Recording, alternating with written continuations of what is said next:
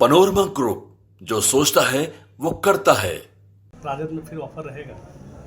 अब इस समय में इस पर बात कर रहे हैं तो हम ज़्यादा कोई टिप्पणी नहीं करेंगे। देखिए, राजनीति में बहुत कुछ संभव है और मैं समझता हूं कि जिस रूप से अभी बिहार की सरकार चल रही है तो कई को कार्यक्रम में आपने मीडिया, हमारे माध्यम से नहीं, तेजस्वी बाबू के माध्यम से नहीं, मीडिया के माध्यम से ही देश और बिहार ने जाना कि किस तरह की सरकार ये चल रही है।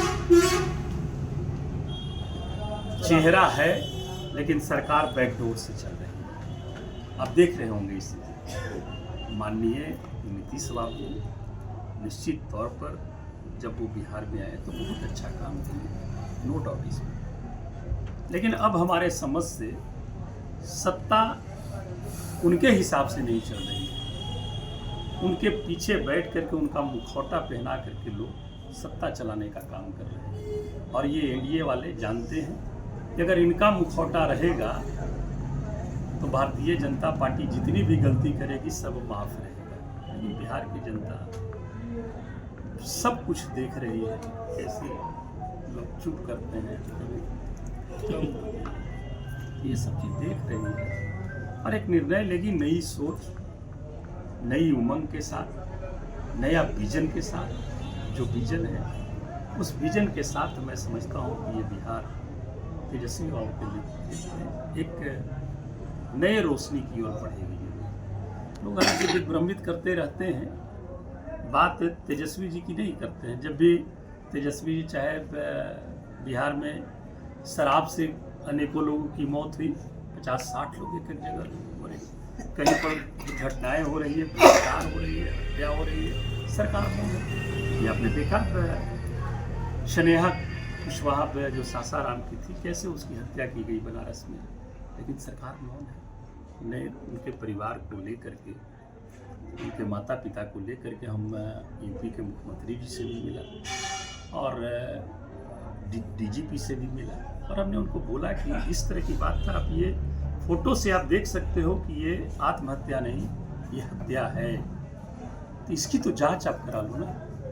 माननीय प्रधानमंत्री का संसदीय क्षेत्र है वाराणसी, हमें चिंता इस बात की है और उनका नारा है बेटी बचाओ और बेटी पढ़ाओ, तो फिर न्याय बेटी को क्यों नहीं? और न्याय हम समझते हैं अभी तक के कुछ नहीं हुआ। जब हम लोग यूपी में उनसे मिले तो जो बच्ची का जब पोस्टमार्टम हो रहा था उस समय उसका नेकलेस वगैरह सब कुछ निकाल लिया गया, तो भी रिकवर किया गया। 3 लोगों पर और FIR। मसला ये नहीं है, इसकी जांच होनी चाहिए और हम लोग 10 मार्च से लोकसभा चल रही है, उसमें भी हम लोग प्रोटेस्ट करेंगे। आप बता रहे हैं, आपको सरकार के ध्यान की बात है। अभी खो-खो वर्ल्ड कप हुआ दिल्ली में, 13 जनवरी से खो-खो वर्ल्ड कप थी मस्त साहब, और हमारे बिहार की बेटी भागलपुर से जो बगल में है नौगछिया, वहाँ की बेटी मोनिका है ना, और उनके पिताजी सब्जी बेचने का काम करते थे।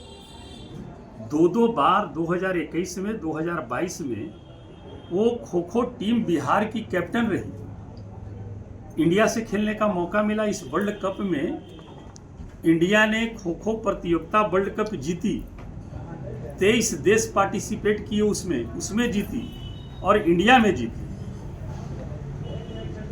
और बेस्ट अवार्ड, बेस्ट डिफेंडर का अवार्ड हमारे बिहार की बेटी मोनिका को मिला। अन्य राज्य से भी खिलाड़ी थे, अन्य राज्यों ने घोषणाएं की अपने बच्चियों के लिए। जिसने भी पार्टिसिपेट किया था टीम में, सब ने घोषणा किया सरकार ने कि मैं 2.5 करोड़ दूंगा, मैं 3.5 करोड़ अपने बच्चियों को दूंगा। लेकिन जब हमारी 2-3 दिन पहले मोनिका गया आई हुई थी, हमारी जब वार्ता हुई तो मैंने पूछा था कि इनकी एक प्रतिनिधि भी सरकार का, कोई सरकार की बात तो छोड़ दीजिए, कोई प्रतिनिधि भी सरकार का हमसे अभी तक के बधाई हम तक के नहीं दिया गया है।